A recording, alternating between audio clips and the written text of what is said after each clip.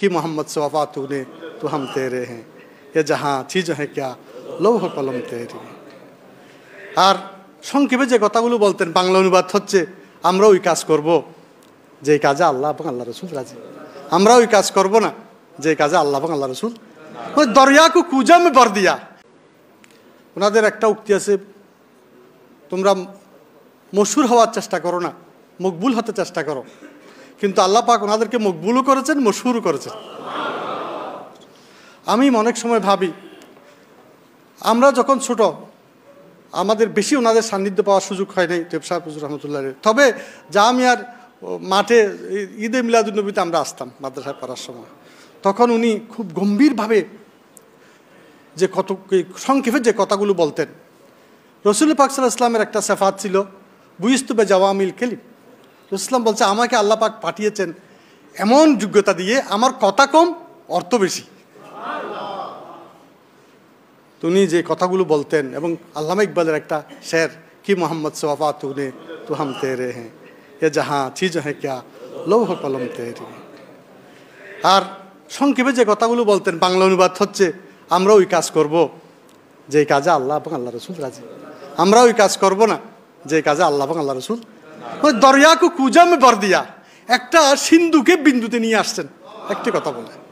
আর যে সাদা সিধা বাপ, আমরা ফন্তনামা একটা আমাদের মাদ্রাসায় পড়ানো হতো, শেখ ফরিদুদ্দিন আত্তার রহমতুল্লাহের, ওখানে একটি শের ছিল, জাহেরে খোদরা ময়া রায় ফকির তাকে গর্দত বাতেনত বদরে মুনির।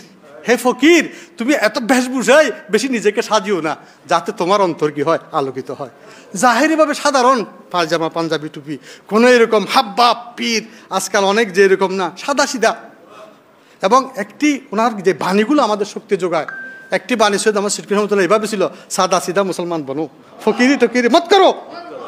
আজকে যে যুগে মানুষ নিজের বয়ান নিজে দেয়, খেরামতি বর্ণনা করার জন্য দালাল রাখে।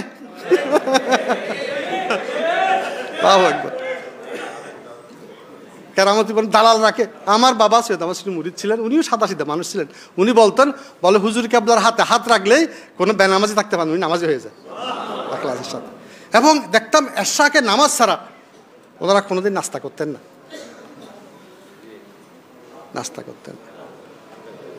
তো যে কথাটা বলছিলাম সাদা সিধা, এটা নবীর সুন্নত।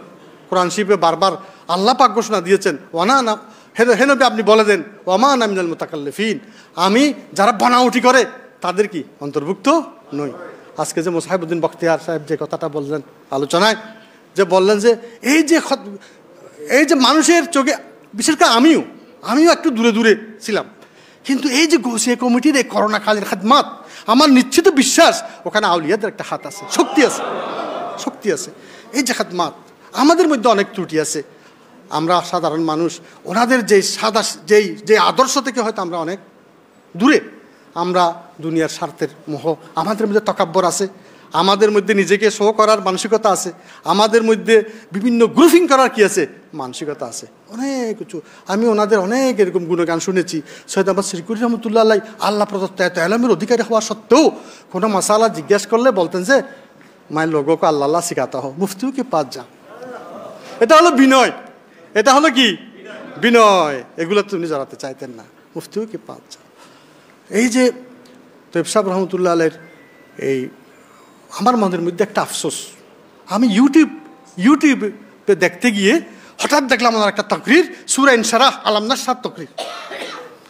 যতই শুনি আফসোস করি, এত যারা উর্দু ভাষা বুঝেন সাবলীল উর্দুতে, এবং দরদবরা অন্তর, যে কথাগুলো আসতেছে দিল থেকে আসতেছে, দিল সে जो बात निकलती है असर रखती है पर नहीं ताकতে परवाज रखती है। অন্তর থেকে যে কথাগুলো বের হয় সেগুলোর একটা আলাদা পাওয়ার আছে। এই যে সূরা ইনশিরাহর যে তাফসীর উনি করলেন, একেবারে আমার অন্তর প্রশান্ত হয়ে গেল।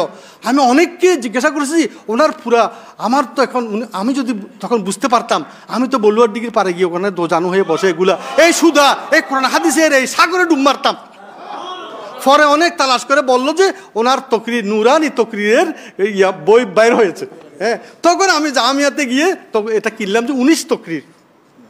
ওখানে দেখেন আজকে আমাদের হুজুররা যখন আলোচনা করি অনেক এলোমেলো আলোচনা করি, এদিক যায় সেদিক যায় এই সেই, হ্যাঁ, আলোচনাগুলো এত কোরআনকে সামনে রেখে, হ্যাঁ, কোরআনের যে মশহুর শানে রাসালাতের উপর যে আয়াতগুলো, তৌহিদের উপর যে আয়াতগুলো, উনি প্রথমে কোরআনের আয়াত তেলাওয়াত করলেন, শাহে নজুল বললেন, আবার ওখানে যেই কথাগুলো আমাদের জন্য শিক্ষণীয়, যেগুলো আমাদের আকীদাকে মজবুত করবে, যেগুলো আমাদের আমলকে সুন্দর করবে, যেগুলো আমাদের মুআমালাতকে সুন্দর করবে, যেগুলো আমাদের সাথে আল্লাহর সম্পর্ক করবে, রসুলের সম্পর্ক করবে, আউলিয়া কিরামদের সম্পর্ক করবেন, এই বিষয়গুলো সুন্দর করে তুলে এনেছেন ওখানে।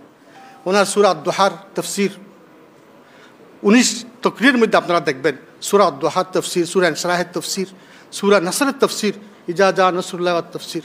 আমরা যখন ছোট ছিলাম বুঝিনি, মাঝে মধ্যে উনি জুমার খুতবাতে জমিয়তুল ফালাতে কি জুমা মসজিদে আমার পুরোপুরি নেই, আমি একবার ওনার খুতবা শুনেছিলাম। কি সুন্দর ঝলদ গম্ভীর কণ্ঠ ওনার খুতবা পাঠ, এবং উনি যে নামাজ পড়িয়েছিলেন সূরা আদ-দুহা দিয়ে, সূরা ইনশিরাহ দিয়ে নামাজ পড়েছিলেন। এরপরে আপনাদের মনে আছে কিনা জানি না, উনি নামাজ সূরা আদ-দুহা দিয়ে, হুজুর কাবলা তেবসা হুজুর সূরা আদ-দুহা, সূরা ইনশিরাহ। তো আমার মধ্যে আমি এমনি, এটা আল্লাহ পাক মাফ করুক, আমার একটা ধারণা ছিল উনি এত সাধারণ এমনি হাফেজ কারি, হয়তো পীর বংশ হিসেবে এত কি হয়েছে, পীর হয়েছে, হ্যাঁ, কিন্তু ওনার ওই তফসিরগুলো শোনার পর আমার সে ভুল ভেঙে গেল। আল্লাহু আকবার, সে ভুল ভেঙে গেল যে কত গুছানো আকারে, কত অন্তরের দরদ নিয়ে উনি এই তফসিরগুলো করেছেন, সূরা আদ-দুহা তফসির। এটা আমাদের এলমের একটা খজিনা। ওনার এই তফসিরগুলো যদিও ছোট হয়, খজিনা।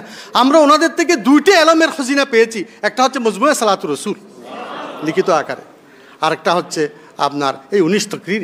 এই তকরীর আরও কি তকরীর আছে কিনা বা ক্যাসেট আছে কিনা, হ্যাঁ, এগুলো আমাদের জানে। তো আমাদের এই যে মজমুয়ে সালাতুর রাসূল, আরেকটা শিক্ষা দিন ধর্মের জন্য কাজ করা, দিন ধর্মের জন্য যে কাজ করার শিক্ষা, কাম করো। আমরা ছোটকাল থেকে ওনার এই বাণীগুলো, ও যে জামে আমাদের মাদ্রাসায় ইয়ে করা হতো না, এই ইস্তেহার ছাপানো হতো না, ওখানে এই বাণীগুলো থাকতো। কি বাণী থাকতো? কাম করো, কর্মের দুনিয়া, কাজ করতে হবে, কাম করো, ইসলামকে বাঁচাও, ইসলামকে বাঁচাও, ইসলামকে বাঁচাতে হবে। আজকে যে বলা হচ্ছে শিয়ারা, আরও বিভিন্নরা মাদ্রাসায় পড়ে, যেই এলম আল্লাহর শান, আল্লাহর জাত সিফাত বুঝতে আমাদের শক্তি যোগায় না, আল্লাহকে চিনতে পারি না, যে এলমের মাধ্যমে রসুলকে চিনতে পারি না, যে এলমের মাধ্যমে ধর্মের প্রতি দরদ সৃষ্টি হয় না আমার, সে এলম তো এলম নয়। সেজন্য এই একটা বাণীতে কাম করো, শুধু দাওয়াতকে বসে বসে দাওয়াত খাওয়া, হ্যাঁ, শুধু পয়সা কামানো, আমি বড় আলেম দাবি করে না, আমাদের কাজ করতে হবে। যেটার বাস্তব নমুনা হচ্ছে এই যে আমাদের গৌসিয়া কমিটি যে কাজ করেছেন, দাওয়াতে খায়ের, এই প্রোগ্রামগুলো তরিকত বজুজ খেদমতে খালকে নিস্ত, তরিকতের নাম জনসেবা, এটার বাস্তব নমুনা। তো যে কথাটা বলছিলাম, এই যে সৈয়দ আহমদ শিরকুরি রহমতুল্লাহ আলাই, এই যে ইঞ্জিনিয়ার আব্দুল খালেক রাঙ্গুনিয়া, আর অনেক লম্বা, উনি ওনাকে কোহিনুর পেশা এনেছেন এখানে। ওনারা তো ওনাদের ভাষা অত মানুষ বুঝে না। আমি আরও একটা আশ্চর্য হই, লক্ষ লক্ষ মানুষ যে হাজির হয়ে যায়, কোন আকর্ষণ, এটাও তো একটা কারামত। আমাদের কিসের কারামত? আমাদের মানুষ তো ভালো বক্তার ওয়াজ শোনার জন্য আসে, কণ্ঠের জন্য আসে, একটু কতক্ষণ হাসাবে, একটু কাঁদাবে, কিছুই তো নেই, আসে বসতেছে হাজার হাজার মানুষ, এই রেখে জমা হয়ে যাচ্ছে। ইন্নাল্লাযীনা আমানু ওয়া আমিলুস সালিহাত সায়াজআলু লাহুমুর রহমানু উদ্দা। আল্লাহ বলেন যে যারা সত্যিকার ইমানদার, যারা আমল সালেহ করে, এদের মহাব্বত ইমানদারদের অন্তরে আল্লাহ পাক কি করে দেন? ঢুকিয়ে দেন। আল্লাহ পাক ঢুকিয়ে দেন। এই যে মুনাজাত কি সুন্দর, সংক্ষিপ্ত, কোনো বাড়াবাড়ি নেই, এবং ওনাদের মুখে ওনাদের কোনো অ্যাডভার্টাইজ নেই, ওনাদের বাপদাদারও কোনো অ্যাডভার্টাইজ নেই, মানুষই করেছে। মেশকাকে ববয়ত, আমরা ফার্সিতে পড়েছি, মেশকাকে ববয়ত। মেশক ওইটা যে নিজে খুশবু চারাবে, নাকা আত্মার বগয়ত, আতর বিক্রেতা অ্যাডভার্টাইজ করেছে, এটা মেশকানা। এই যে হাজার হাজার মাদ্রাসা দ্বারা এ খেদমত, ওনারা যে খেদমত আঞ্জাম দিয়েছেন, আর যে দিনের দরদ, মানুষকে জিকিরমুখী করা, জিকিরের ফজিলত, এই তরিকত আসলে কলমা জিকির, লা ইলাহা জিকির করতে হয়, দুরূদ শরীফ পড়তে হয়।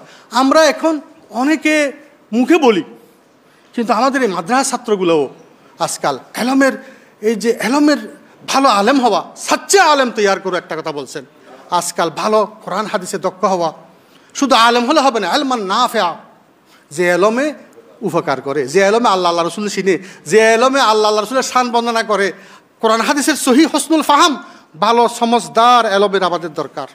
যে এলমে আল্লাহ শানে বেয়াদবি করে, যে এলমে রসুলের শানে বেয়াদবি করে, যে এলমের মধ্যে আল্লাহ রসুলের প্রতি রাজি হওয়া না। ক্বালা নবী সাল্লাল্লাহু আলাইহি ওয়াসাল্লাম, আল্লাহ নবী বলেছেন যাকাত ওয়ামুল ঈমান, সেই ঈমানের স্বাদ পেয়েছে মান ক্বালা রাদিতু বিল্লাহি রাব্বা ওয়া বিল ইসলামি দীনা ওয়া বিমুহাম্মাদিন সাল্লাল্লাহু আলাইহি ওয়াসাল্লাম নবিয়্যান ওয়া রাসূলা। রাদিতু বিল্লাহি রাব্বা, আমরা আল্লাহকে কি রব হিসাবে পেয়ে কি সন্তুষ্ট। ওয়া বিল ইসলামি দীনা, ইসলামকে কি দিন হিসাবে আফেস্ত, এবং আল্লাহকে রব, ইসলামকে দিন কারুসিলা ভাইলাম। ওয়াবে মোহাম্মদিন সাল্লাল্লাহু আলাইহি ওয়াসাল্লাম নবী ও রাসূলা, আল্লাহর রসুল মুহাম্মদ সাল্লাল্লাহু আলাইহি ওয়াসাল্লামকে নবী এবং রসুল হিসাবে পেয়ে সন্তুষ্ট। রসুলের আজমত রক্ষা করার দায়িত্ব আমাদের। সাহাবা একরামদের আজমত আমাদের, ওই যে বুদরাম রিজভী সাহেব বলছেন, এই যে সাহাবা একরামদের শানে বেয়াদবি করা হচ্ছে প্রকাশ্য, এবং ইসলামের যে কাঠামো রাসূল ইসলাম দিয়ে গিয়েছেন সেই কাঠামোকে বিকৃত করা, তাহারিফ করা। এই যে বাতিল ফেরকার কথা যেগুলো বলা হচ্ছে, সেগুলো বিভিন্ন বিভিন্ন দরবারের মধ্যে। আরেকজন বক্তৃতা আমাদের মুসাহাবুদ্দিন বক্তিয়া সাহেব বলছেন যে দরবার, তো দরবারে আসার সুযোগ কেন পাচ্ছে? এলমের চর্চা আমাদের নেই।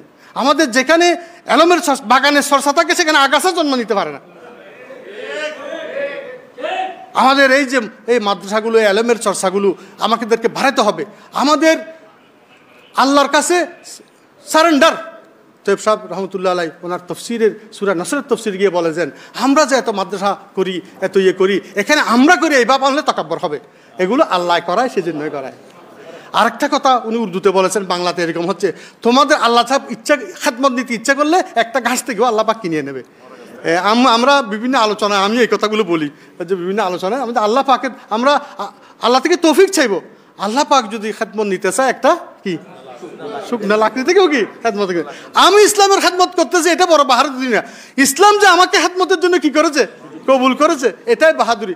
আমি এসে এখানে কিছু আল্লাহর ওলির জীবনী বর্ণনা করে বলে এটা না, আমাকে যে আল্লাহ কবুল করেছে এই মহৎ অনুষ্ঠানে আনার জন্য, এবং কিছু আউলিয়া কেরামদের জীবনী বর্ণনা করে নিজের আমল নামাতে যাতে কিয়ামতের ময়দানে এটা আমাদের ফুজি হয়, এই আশাবাদ ব্যক্ত করে এই মহৎ অনুষ্ঠানের সফলতা কামনা করে আমি আমার বক্তব্য এখানে শেষ করছি। ওয়া আখিরু দাওয়ানা আলহামদুলিল্লাহি রাব্বিল আলামিন। আসসালামু আলাইকুম ওয়া রাহমাতুল্লাহি ওয়া বারাকাতুহু।